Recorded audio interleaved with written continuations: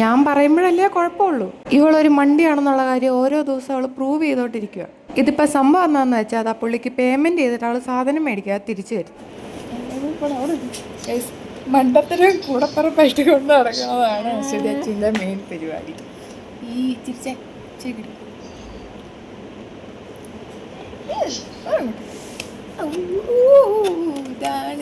നമ്മൾ കുറച്ചു നേരത്തേക്ക് ഒരുമിച്ചിരുന്നാൽ മതി, പിന്നെ അങ്ങോട്ടും ഇങ്ങോട്ടും ഇങ്ങനെ തോണ്ടിക്കൊണ്ടിരിക്കും. സ്നേഹം കൊണ്ടാണെന്നേ. നമ്മളിപ്പോൾ ഡെയിലി പഠിക്കുന്നതുകൊണ്ട് നമുക്ക് വിശപ്പും കൂടുതലാണ്. വിശന്നിരുന്നാൽ മര്യാദയ്ക്ക് പഠിക്കാൻ പറ്റുമോ? ഇല്ല.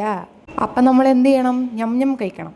നമ്മൾ സ്ഥിരം വാങ്ങുന്ന ബാലാജി തന്നെ ഇപ്രാവശ്യം മേടിച്ചത്. അതിന്റെ ക്വാണ്ടിറ്റി പണ്ടത്തെക്കാളും കുറഞ്ഞു പോയെന്ന് ഞാൻ ചോദിച്ചു പോയി. അതുകൊണ്ടാണ് അത് അവളിട്ട് അവിടെ കുലുക്കി നോക്കുന്നത്. പിന്നെ ആ രണ്ടാമത് കാണിച്ച ചുമന്ന ലേസ്, അതിനകത്ത് പിന്നെ എയർ മാത്രമേ ഉള്ളതെന്ന് കണ്ടാലും അറിയാലോ. ഞാനിനി കുറച്ച് നാളത്തേക്ക് ഷുഗർ കട്ടാണ്. അപ്പം ക്രേവിങ്സ് വന്നപ്പോൾ യോഗേട്ട് മേടിച്ചു. അവളുടെ പപ്പയുടെ അടുത്ത് ഒരു യോഗേട്ട് കമ്പനി ഞാൻ തുടങ്ങാൻ വേണ്ടിയിട്ട് പറഞ്ഞു. അതിന്റെ റിയാക്ഷൻ ഇപ്പം കാണിച്ചത്.